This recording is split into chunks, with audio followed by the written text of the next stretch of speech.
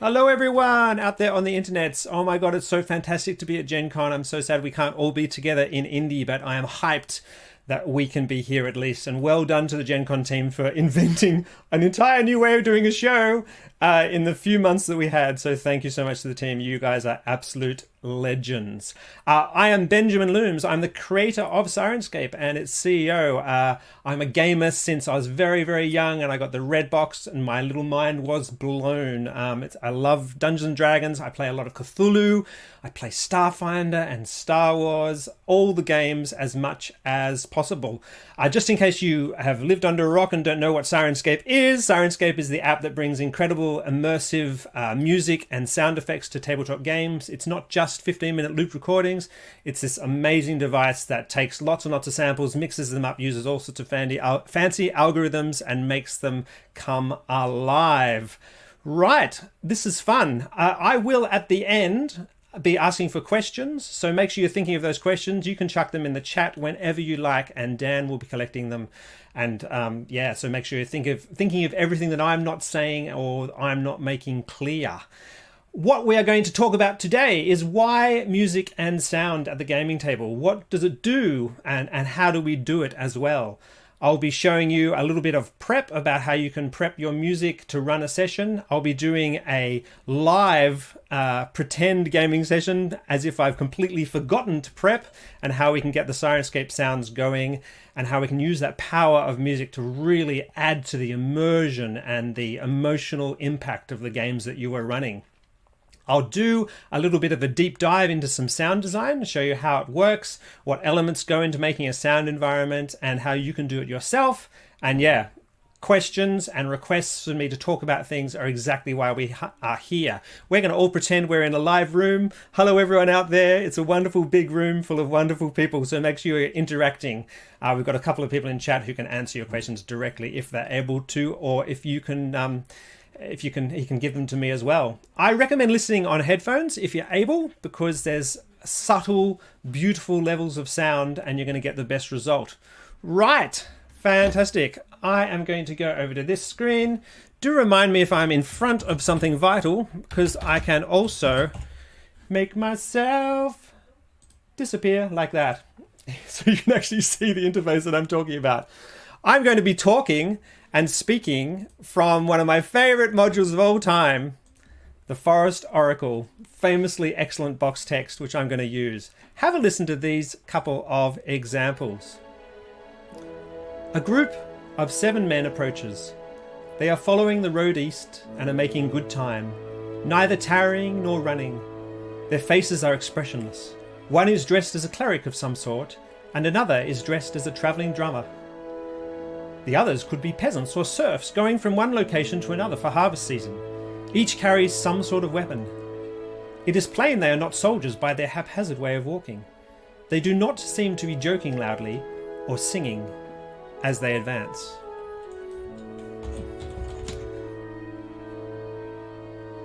Just going to change over the sound here.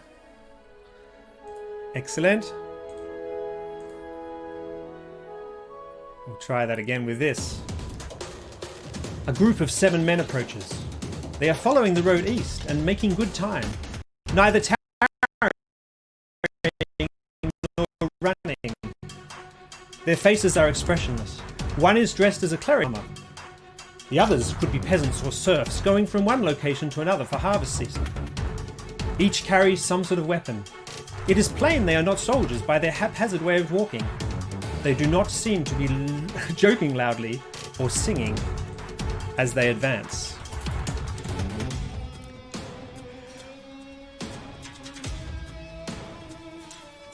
We'll change that music again.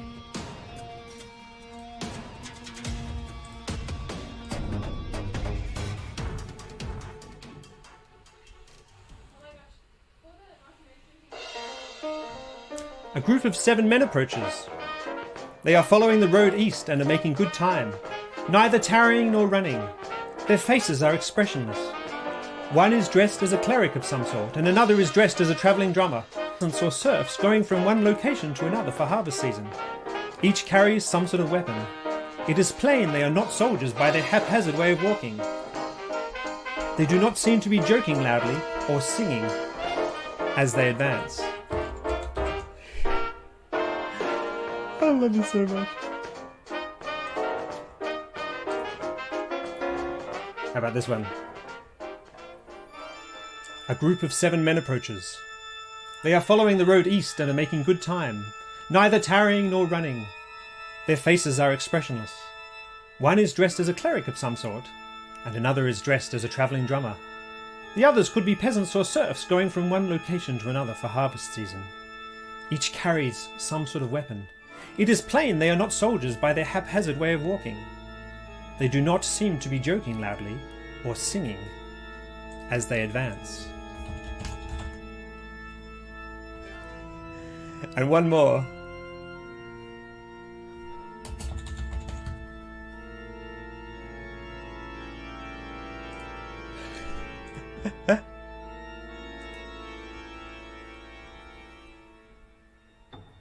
A group of 7 men approaches.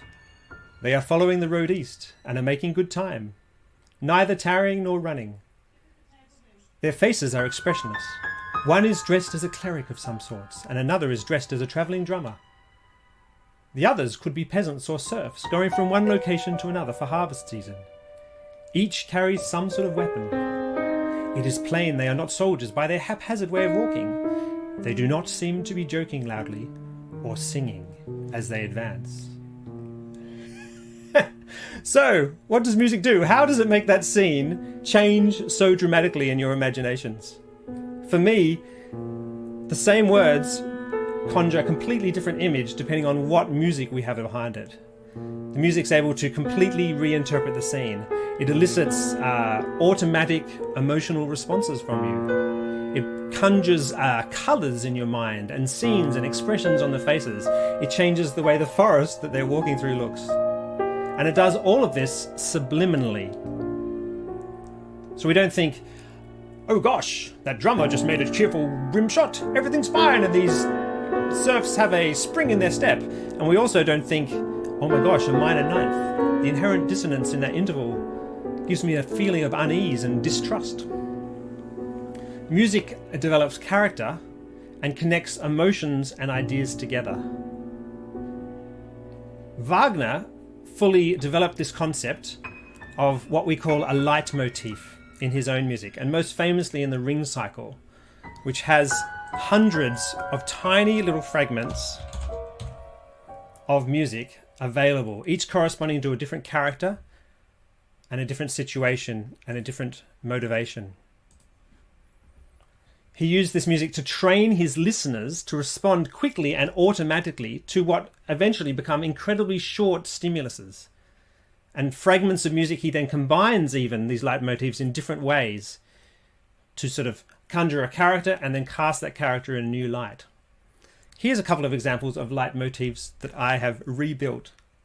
Have a listen to this one.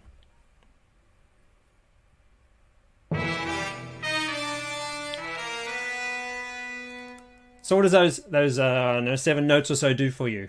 That's the leitmotif that they use in James Bond all the time.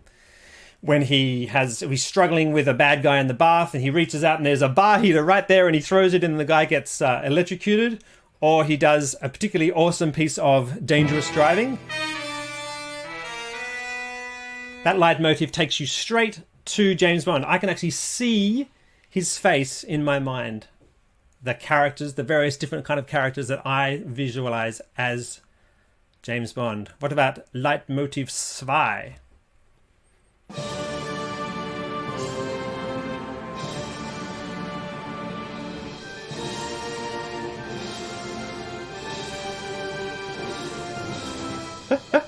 This is the leitmotif of the Fellowship, first stated in its full grandeur as the Fellowship crests up over the mountain together in semi-slow motion. My gaming parties always walk in slow motion at epic moments. So this leitmotif becomes has associated with it friendship and loyalty and strength and power. Whenever you play this leitmotif, it's going to evoke those characters and that situation and those feelings. And interestingly enough, if you're playing Dungeons & Dragons or Pathfinder or whatever with the Lord of the Rings soundtrack, and this leitmotif appears, You're not going to be thinking about your characters, you're going to be thinking about the Lord of the Rings characters. What about this leitmotif?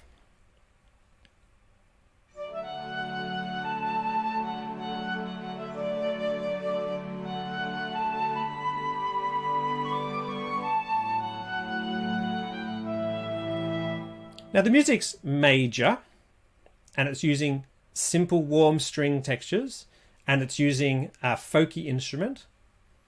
So certainly it already evokes a feeling of warmth and safety. But the fact that this is associated strongly at the beginning of the Lord of the Rings movies and the books with the Shire and with everything that hobbits represent and associate, and that you associate with hobbits, means that when this leitmotif is stated later in the movie, say on the side spoiler of a massive volcano that's trying to boil our two hobbits to death, all those emotions and those feelings come back. And in fact, in that new context, a feeling of longing for returning home, because you don't feel secure at that moment, but you know what that leitmotif represents. Super, super, super important and super, super powerful. And of course, once again, whenever you hear that, you're going to be thinking about Lord of the Rings. That one's a little bit more vague, and you could probably use that in your own games. What about this one?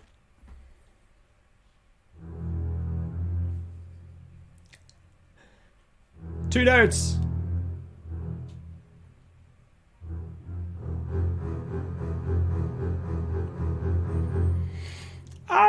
There's probably no stronger leitmotif, and in fact, no more simple leitmotif, literally, because where you go after that is only one note, than this, the Jaws theme. It just makes you feel nervous and uneasy. If you play that to someone while you're in the sea, you're pretty much going to get out of the sea because it's so awful. Powerful, powerful stuff. Music can be used with great effectiveness. And I would argue, and that's what I'm arguing today, if you are using only the color of your voice and the descriptive power of your words to paint your scenes, you are missing out on a whole wealth of potential, a potential for immersion and emotion that has been used in movies for decades. So it's not an unfamiliar concept that we're dealing with today, but it's something that has been utilized and wielded with great effectiveness in movies. And we're talking about how then you can use that at a role-playing game. Now, there are issues with a role-playing game. The timings of different events are unpredictable. We obviously need to be able to control the use of our music dynamically depending on what's actually happening in the action.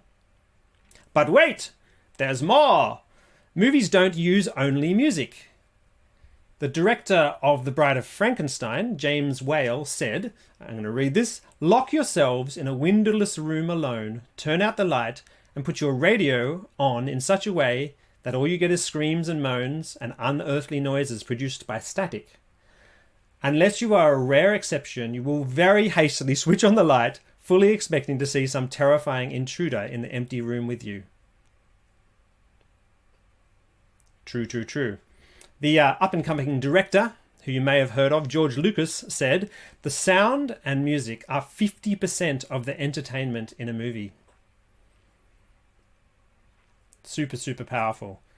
Environment and creature noises are central to immersion.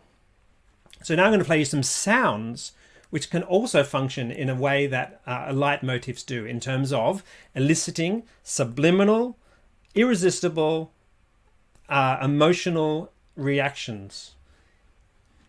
Here is this sound.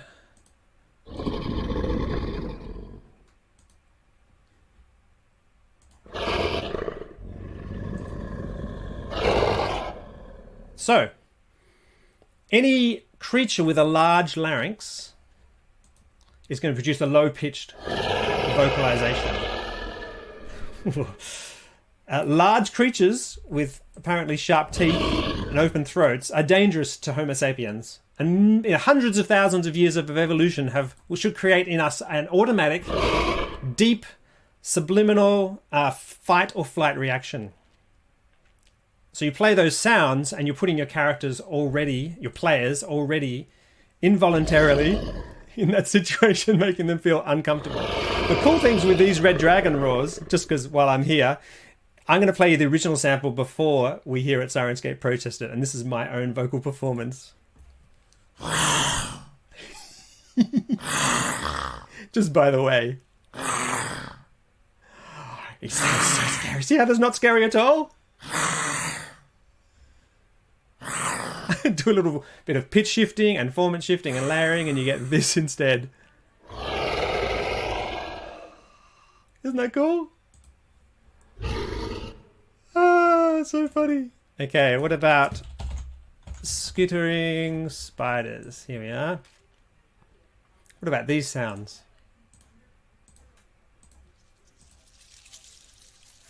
This is where headphones will help, by the way.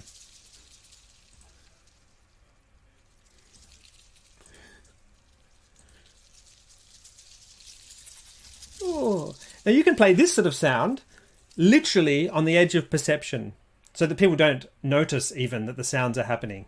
But if these sounds are in a room, you're going to make people feel uncomfortable. Mainly because they're little tiny things with hairy legs that are generally very foreign and alien, and also if they sting you, if you're in Australia, if they bite you, you can die. Basically, if anything bites you in Australia, you can die. Right. What about this one?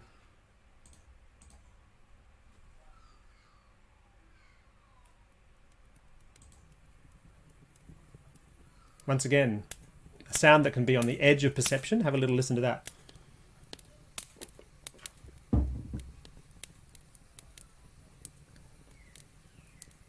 A happily burning fireplace in a hearth.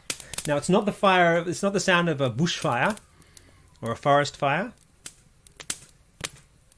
That would have this deep, horrible roar. But it's definitely clearly the sound of an actual fireplace. And that will make us feel warm.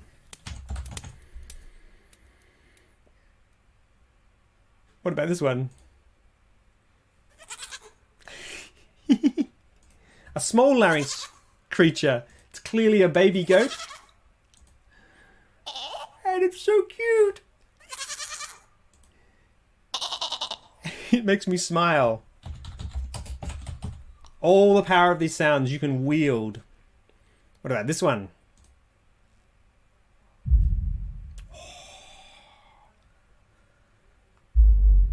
Now that's not the sound of a velociraptor in the distance, which is dangerous enough. Which dinosaur is it?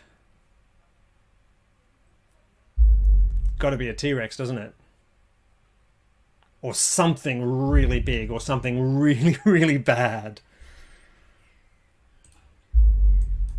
That's going to make people... And once again, it doesn't even have to reach the surface of perception. We're fine-tuned as humans to perceive these sounds and to react and prepare for the consequences. What about this sound? Much more, definitely perceptible, this one.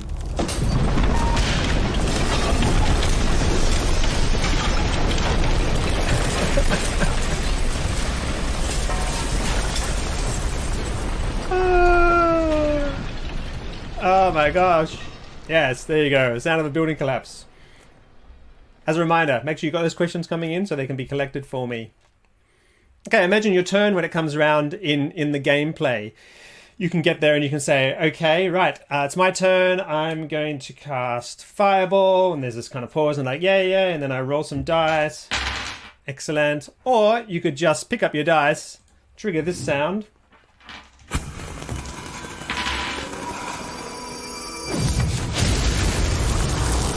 Just say 35 with a failed save. Okay, so that's the power of music and sound at the gaming table. I hope I've made that argument reasonably. How do I do that? And how do I do it most importantly in a way that creates immersion for my players and doesn't distract me as a game master or a dungeon master? Super, super, super, super important thing. Okay, I'm going to try and do a quick prep. I'm going to show you how I'm going to run a game. Now, I have completely forgotten to prepare anything at all for tonight's game. So I'm going to show you how I could literally do it while the players are just faffing around and getting ready. So I know that tonight's scene starts in the mysterious, slightly foreboding elven village. And so I'm going to go to Under Mountain Forest, which is one of my most beloved location music things that I built. First thing I'm going to do is go to the official version of Under Mountain Forest and duplicate it. I can type Friday's game and make my own personal version. I'm using the Sirenscape online player and all the creation tools which are unlocked with a Super Siren subscription. So now I have my own version of this sound set called Friday's Game. Now I can start that ambience straight away.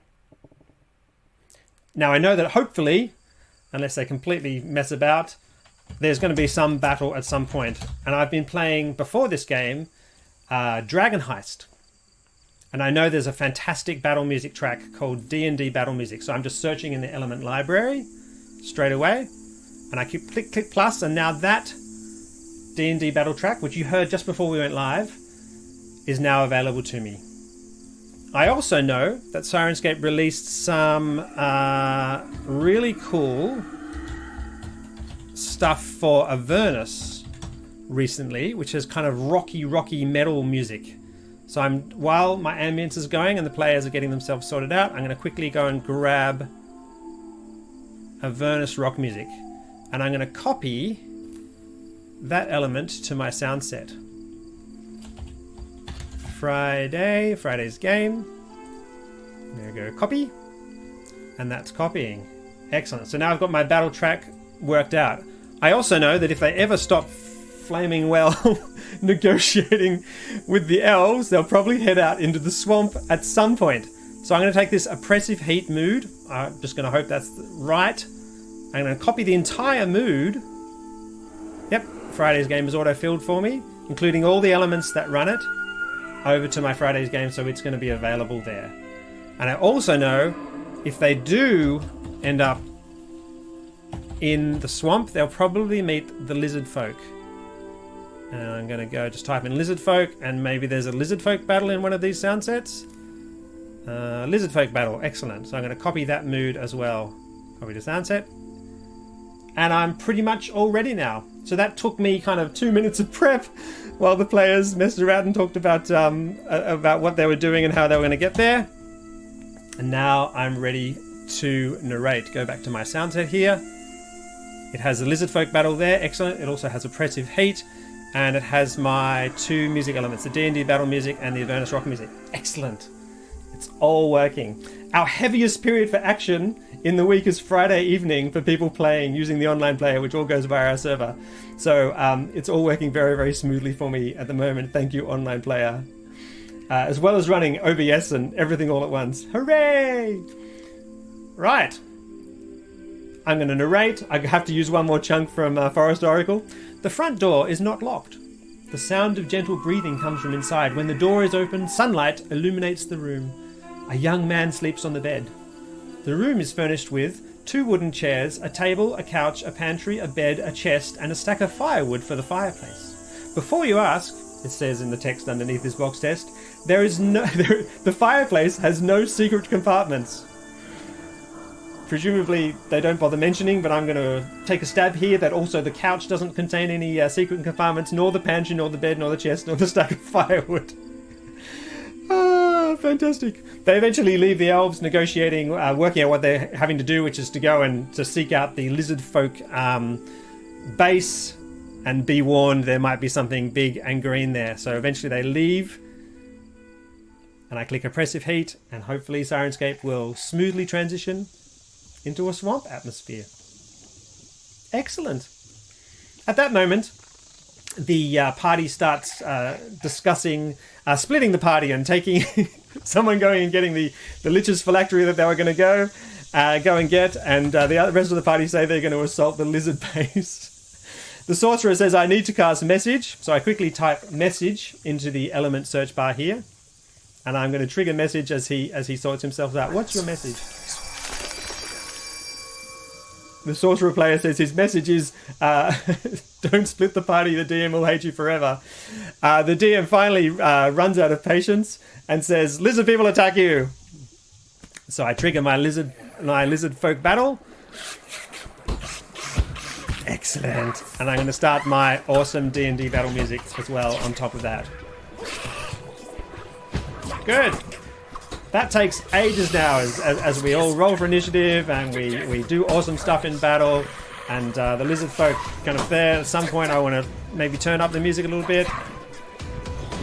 Turn down all the rest of the sound effects. Balance it out how I like it.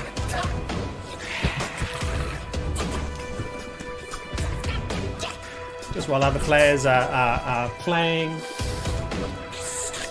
I'm going to save up my Avernus rock music for later on in the game because it's awesome. Battle comes to an end, so I trigger oppressive heat. Go back to the swamp. Did you get poisoned, I say to one of the players? How sad. Don't talk about splitting the party again. The cleric needs to cast Restoration. So while they're Restoration... Whoa! I can type Restoration. While they're sorting out that spell, I just type in Restoration into the element search bar and trigger the cleric's Restoration spell.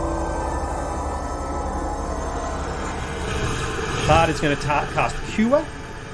And while they're rolling their Cure, I'm going to trigger, he's going to cast it at 3rd level. And when you're searching in Sirenscape, if you don't know a particular spell or you can't find it, you can't think of the name or can't find it, you can just cast generic spells. There's divine versions of the spells at each level from 1 to 9th, from 0 to 9th in fact. And there's arcane versions of them as well. Yay!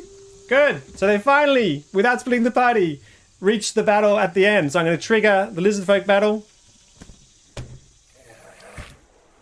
Excellent. And this time instead I'm going to turn on the Avernus rock music. And I'm going to add a green dragon into the battle spontaneously. What is that? Right. I need myself a green dragon roar. And the green dragon breath weapon. I just click plus here from the library. When they appear there I can make the dragon roar. Or of course I can add a SFX element here that will run itself and trigger. Yes! When I want the dragon to roar, it's a breath weapon. And of course, if someone rolls a 1, I can trigger a sad trombone. If I manage to drop one of the players, I can trigger a Wilhelm scream. Excellent! Huzzay! And when the battle comes to an end, I can click stop, trigger a victory sound.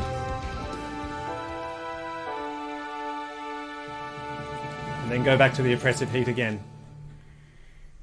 Awesome. Does that make all sense? Ask some questions. Make requests of what you want me to talk about. Fantastic.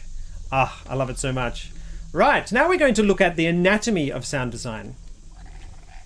So what makes up the layers of sound design? This applies equally in movies, in television, and also at the gaming table. And I'm going to show you, just for fun, because I love talking about it and I'm so passionate about it, what makes up an evening. Here we are, genial day. Here we are, right. Here is the city of Baldur's Gate as it appears in our Descent into Avernus adventure. There's a genial day with music and without music. Once again, headphones help you to have a little listen here.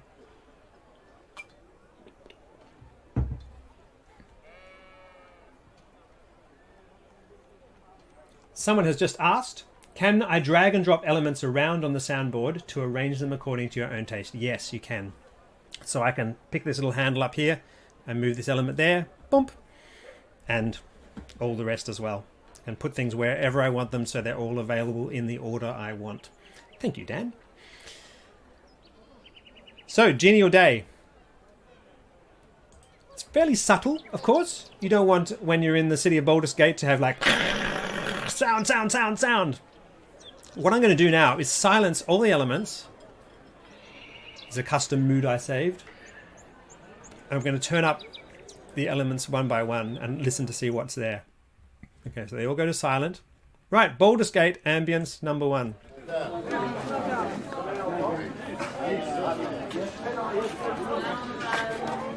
Sound of people talking in an unrecognizable language. When it's combined with Baldur's Gate ambience number 2,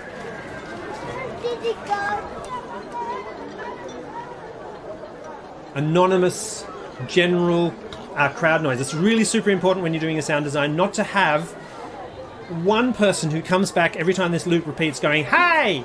Because otherwise, every 2.5 minutes or whatever, you're going to have someone go, "Hey!" And that will take the players out of immersion as they notice that they're listening to a recording rather than reality. So on top of that, there's Baldur's Gate ambience variations. Now this element is not actually playing, it's still timing out. So I'm going to stop it and then start it again to actually trigger a sample right now. Now who the heck knows what's going to play? There are all sorts of different little variation things here. Men chanting. It can probably, it's 72 seconds long. Yeah, okay. So that'll just get added into that mix. And you know, this element is set, make sure you tell me if I'm in the way, is set to only happen once every 90 seconds or so. One of these will happen. Oh, I see more questions. Wow, lots and lots of questions. Do you want me to answer them or do you want me to start answering them, Dan? I'll just go through a couple of these as well. Bottle. Okay, so one of these bottle sounds will happen somewhere randomly once every 20 seconds to 5 minutes. So this bottle element might not trigger again for another 5 minutes. At which point it will be somewhere between 1 and 10 meters away, and it'll have city ambience design, city reverb applied to it. Okay, I'm going to scroll up these questions. Wow, lots and lots of questions. There's another one here. Whoops, general hubbub. Many, many layers of people just chatting. Well, I like this one. Oops, I'm not meant to be stopping them. I'm just meant to be turning them down. Any advice for online virtual gaming and sound and how to get your music through your players? Ha! Excellent. So today we're using the online player. This little app running on anyone's machine, including my players, will be playing this sound. So this UI I'm using here is actually in Chrome, and I'm running an instance of the online player on my machine so that I can hear the answers. As a Dungeon Master, if I want to run a remote game with Sirenscape, I pay the Super Siren subscription, which is $10 a month, $11 a month, and then any of my players can join the game for free. This is a fun element. Out of the way, quickly.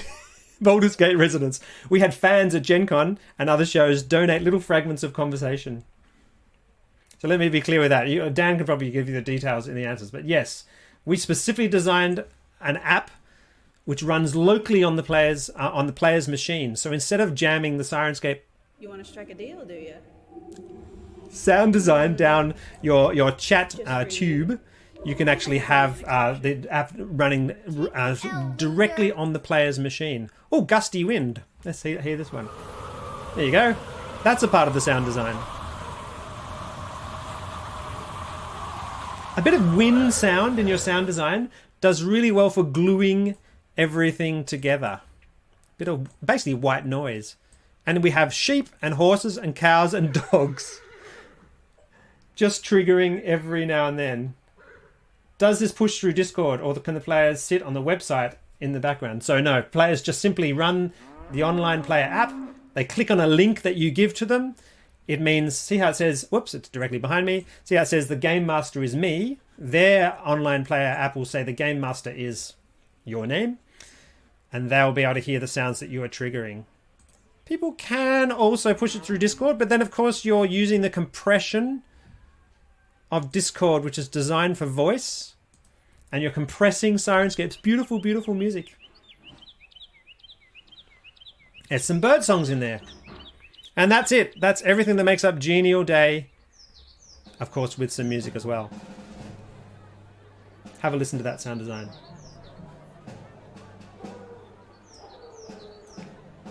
There's a question here. Yes, if someone doesn't want to or can't use the online player, you have to install an app on your computer, and obviously if you're using an office computer or whatever and you can't do that, then yes, there are instructions on our forum, forum.sirenscape.com. Just search for the word Discord and you'll find detailed instructions about how to set up this to run the sound through Discord. Though, when this app is running locally on my machine and I'm playing with my friends, one of the best moments of all is when the voice chat starts to break up and go... Sirenscape, of course, because it's running directly on the machine, doesn't drop a beat. It's not playing an audio stream. What the online player actually receives is all the samples required to play a sound set, and then it receives the instructions to play those. And once those samples have been cached once, they don't need to be sent again. So when, for the very first time, I hit Genial Day, there might be up to kind of 5 seconds on really super duper bad locations, maybe 10 seconds delay before the sound starts and fades in gently. But then the next time you trigger it, the only thing that needs to be sent by the Sirenscape server is play Genial Day mood, and it looks like this. Excellent. I shall continue to answer questions, and I shall continue to demo the sound design because that's fun. And yeah, if I don't answer clearly enough, ask it again. How many stereo channels does Sirenscape handle? Yes.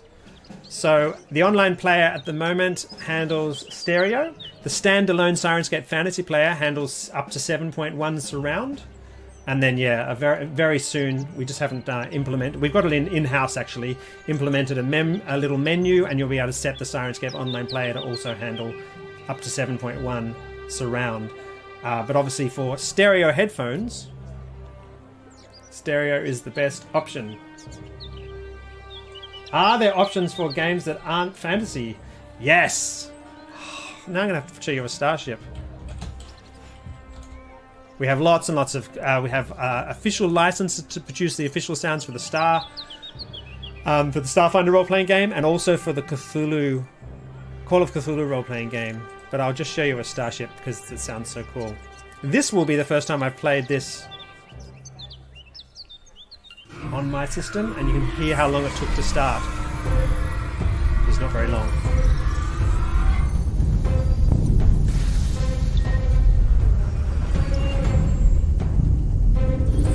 Fantastic!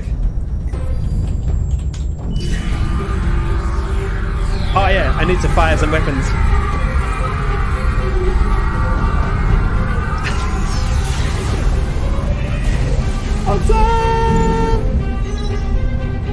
Alright, here's some more questions. What do terms like mood mean? See, this is the problem when you're talking about something you know and you really, really love. Right, let me go through that. Our language in Sirenscape is this. A sound set. No, go away, my friends are ringing me. How cruel.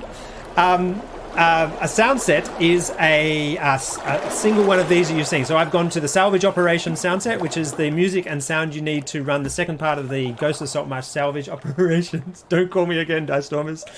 And that's all the sounds. Then the moods are the different situations in that sound set. So here we have moods. Octopus attack round 1. Spoiler. Round 2, round 3, round 4. What moods do is they start elements. Now an element I went through, you should have a good idea of what an element is now. An element is a single, you can think of that as a single aspect of the sound design. An element in Sirenscape has a series of samples attached to it, and at a certain time period, it picks up a random sample, puts it in a random direction, at a random distance, applies the reverb of the environment, and plays it. Then it waits a randomized amount of time. And that's why Sirenscape can run for so long, literally without ever, possibly in the age of the universe, repeating itself.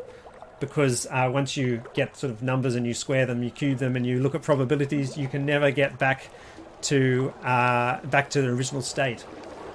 Does that make sense? Keep asking questions, especially those sorts.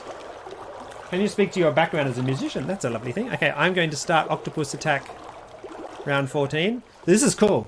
Barry Dublé, one of our fantastic sound designers, did this design, and actually in the module, it tracks through the different events as the situation essentially becomes worse and worse and worse. And the kind of the tension level rises. Oh, I didn't want this version. I wanted the one I set up for my demo.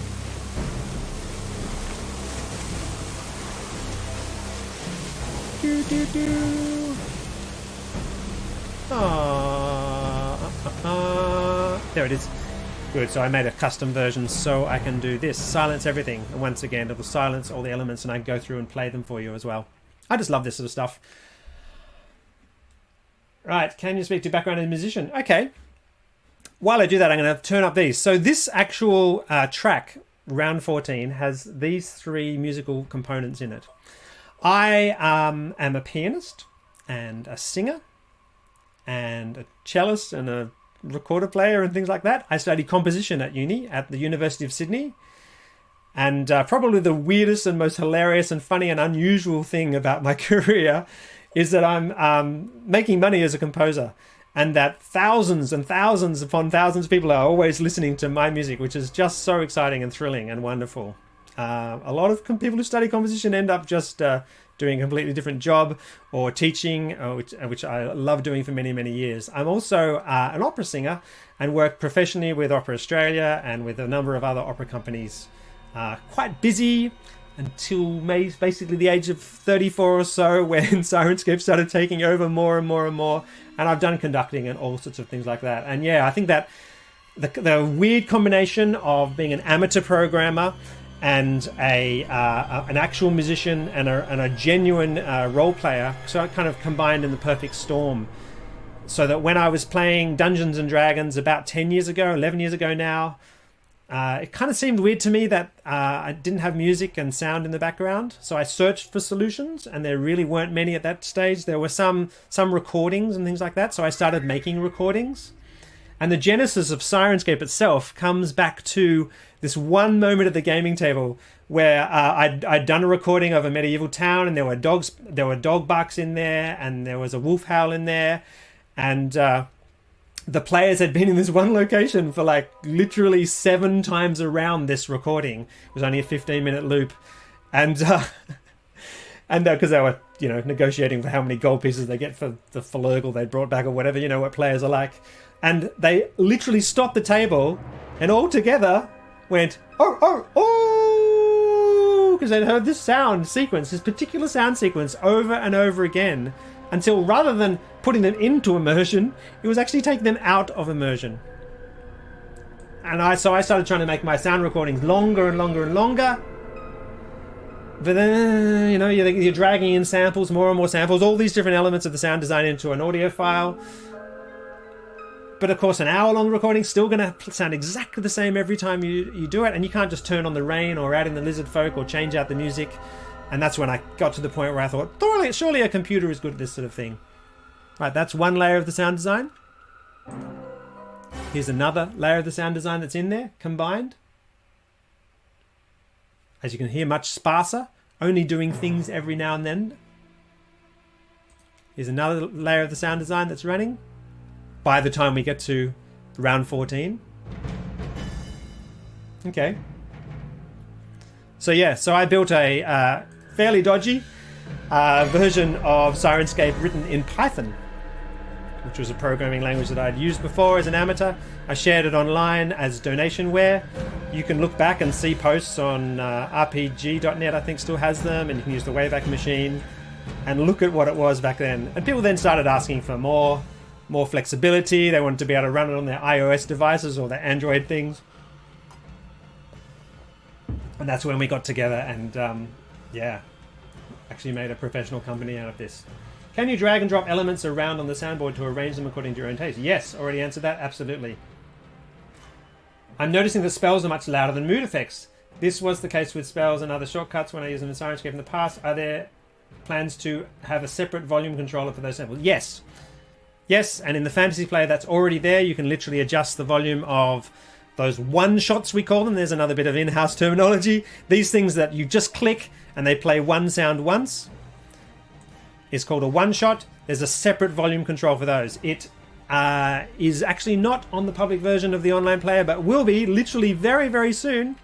This week we're releasing a huge update for all the players, which meant we had to update to the latest version of Unity. It's been a lot of work by the dev team, and after that we're going to just start sticking in some of these new features that we've got in-house. And yeah, that's very, very important. Control is super, super important.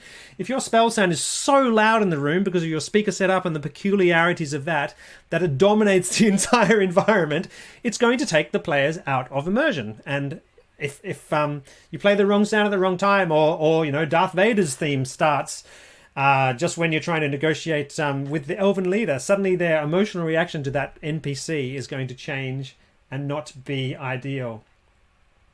Awesome! Right, let's have a look at some of the more elements of... This is like major multitasking, I love it. I'm just going to look down and see if Dan's got any comments. 15-minute warning, thank you, Dan. Yep, okay, good, that one there. Okay, so this is below deck. Just kind of the sound of swooshing water. Super, super important. If you combine that with the creaking ship, it's got to be in there. If you have only the lone roars of the monster without all that kind of Foley work of the entire environment, it's not... The ear is tuned to see whether it's hearing something that's realistic. And that's going to take you out of immersion. If everything's balanced absolutely beautifully...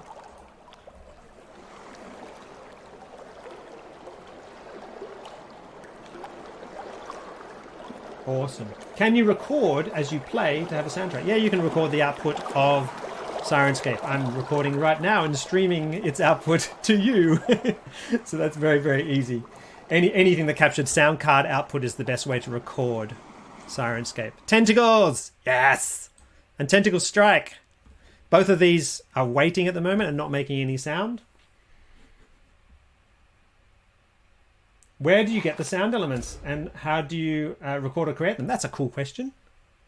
So we create about 50% of the sounds ourselves in-house. You heard at the very beginning of today's talk my fantastic voice acting of the Red Dragon, which is very, very manly, especially once I've done some effects. Let's hear a tentacle here. We do a lot of Foley work ourselves. The sound of our armor, leather armor, is the sound of this, my bag.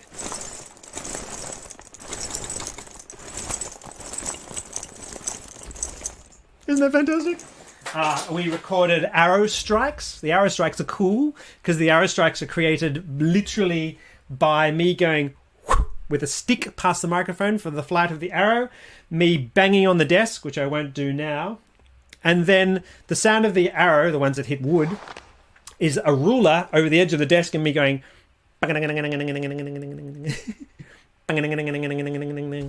We've recorded, which is super cool. I do a lot of watching on YouTube of Foley. Obviously, there's some amazing, inspiring Foley artists out there, you know, including the people who did Star Wars. Splashes. Then also other places we get samples. People donate samples at shows. That's one of the funnest things we do at Gen Con, which we're not doing this year. Getting people to come into our sound cave and record. The Gen Con Dragon, which you can hear if you go to Gen Con Radio, is there. That was donated by like a kid, a 12-year-old kid who came in and just did the most epic dragon roars with lots of variations and everything. Octopus Cry. Do you know how many elements there are? You get the general idea.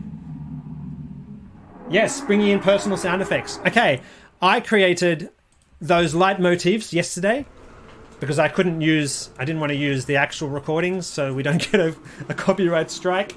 You just basically record the sounds, you master them, you know, just normalize them in Audition, obviously, or Audacity is the free version of that. And then you go to, let me show you how you do that. Light motif. We've got an element here. Here's our playlist. You click import, you drag your sample In here, you set the credit. Amazing Dragon Roars performed by Benjamin for Sirenscape. Excellent. And then the server transcodes them. When you hit play, the server will send the sample to any connected online players. So if that's yours or 5 of your players who are playing in the game, as soon as it's able to play them, it will play the sample.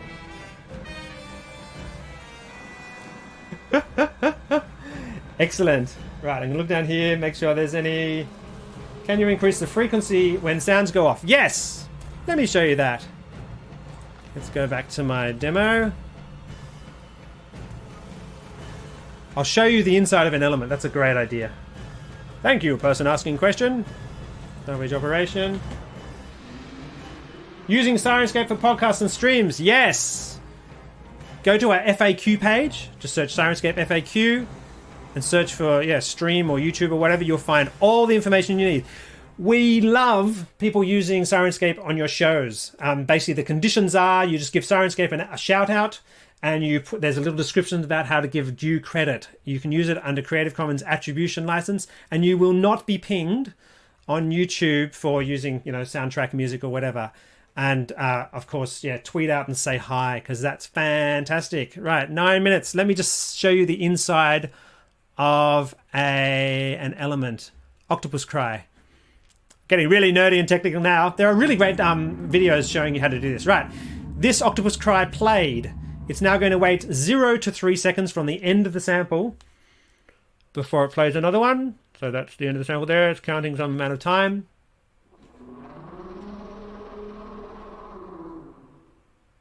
Commercial usage, if you want to use it in a paid product, just contact Benjamin at Sirenscape.com. Right, I'm going to set this to play more frequently. Count delay from sample start. I'm going to set it from 1 to 2 seconds.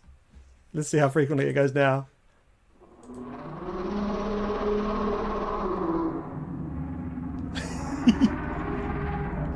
Oh my gosh! How many different kinds of reverb envelopes? You guys are really audio nerds. I love it.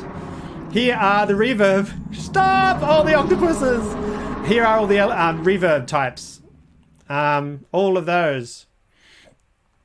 Stone Dungeons, Underwater, Vanilla. Some of my favorite ones are the Poisoned and the Dazed and Crazed, which create these really kind of spinny reverb effects, which are really cool. Flooded Cavern is a very, very beautiful one. Very, very echoey. I'm going to put on Flooded Cavern because it's so beautiful. Yes, you can make soundscapes combining all the different elements from all the different places around Sirenscape, and you will have seen me right at the beginning of the show how to do that. Is there a one-time buy or a subscription? Yeah, we run a subscription to unlock running games for remote play, and also for unlocking all these creation tools. Sirenscape takes a lot of dev money to keep it going and to improve its quality all the time for you. And the best way of supporting Sirenscape, thank you so much to the thousands of people who are behind Sirenscape, is to pay a subscription. Sirenscape's subscription model is not quite like other subscription models. It's like Netflix in that it unlocks all of the content for play, but it's not like Netflix in that every piece of new content we release while your subscription is active gets added to your permanent library as if you just bought it. So last week we released 8 brand new caster sound sets for the Dungeons and Dragons role-playing game. So that's like $40 worth of content or something. All those are now permanently owned by all our subscribers who were current at that time. This week we released the entire Descent to Avernus adventure. $70 worth of content in 1 week. And that's now owned permanently by everyone who's paid for a subscription for that week. So you can really develop a full-time library that way. I don't like the feeling of people paying and supporting us for a big chunk of time and then basically losing access to everything because they have to stop their subscription. The monthly sub is, individual modules, a few bucks. Does the month sub include? Yes, good. That's good there. I'm looking at my questions. Thank you, Dan. Is there any... Okay, good. How many different types of reverb can I import soundtracks? 15 minutes. I've got 5 minutes to go. Commercial usage. Can you increase the frequency? Yes. Let's look one more time. Oh, is this playing beautifully? Yeah, any final questions? I've had such a lovely time here chatting with you all. Thank you so much for being here, and thank you for chucking all those questions at me. Chuck in any last questions, and obviously I might pop on chat after this and say hi to everyone. I really do wish I was in the room with you, but once again, thank you so much for being here in this show, and thank you so much for the Gen Con team for making this show possible in an insanely short amount of time. To have to invent a new way of interacting with hundreds of thousands of people is an incredible job, and you've done great. And thank you for letting us exhibitors have a presence on that cool site and still being able to interact with fans. Thank you so much. All right, let me just have one more really... Oh, is there some sort of piece of content that I really want to show? What's fun? What have I got? You can... Oh yeah, by the way, here's the complete... You've seen me searching for things over and over again. Here's the complete list of Sirenscape content.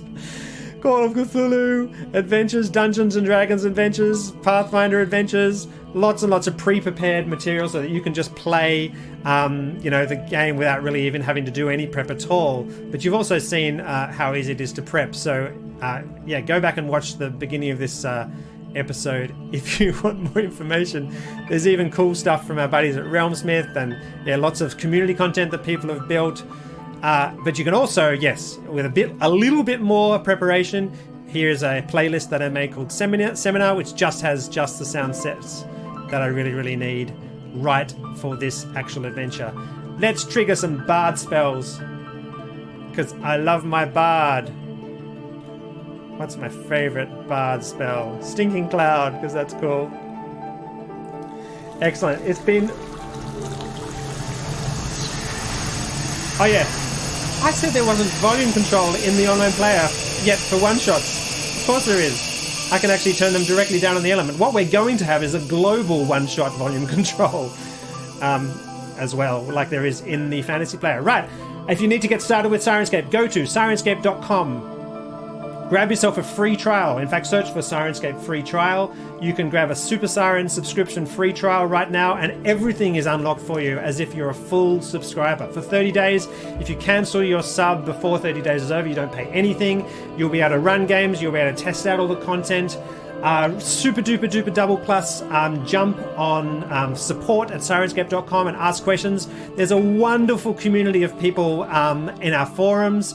There's a couple of people there who have this super amazing encyclopedic knowledge of all the content that's in Sirenscape. I'm thinking of you, Holly Cook. And ask questions. Say, I want music for, Sunless Citadel. And I say, set me up for that. People have made community content for those adventures.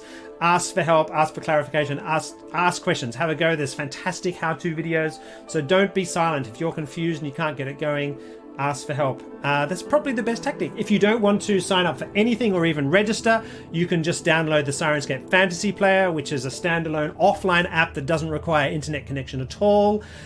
And that comes with like 10 free sound sets. There's also a sci-fi version that comes with 10 free sound sets, and you can play a whole lot of Sirenscape content without even paying a dime or registering at all.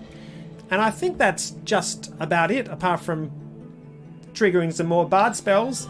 I wish I was out looking at your lovely faces out there. Thank you for being with us. And most importantly, game on and be safe. It's been wonderful being with you. Have a great Gen Con.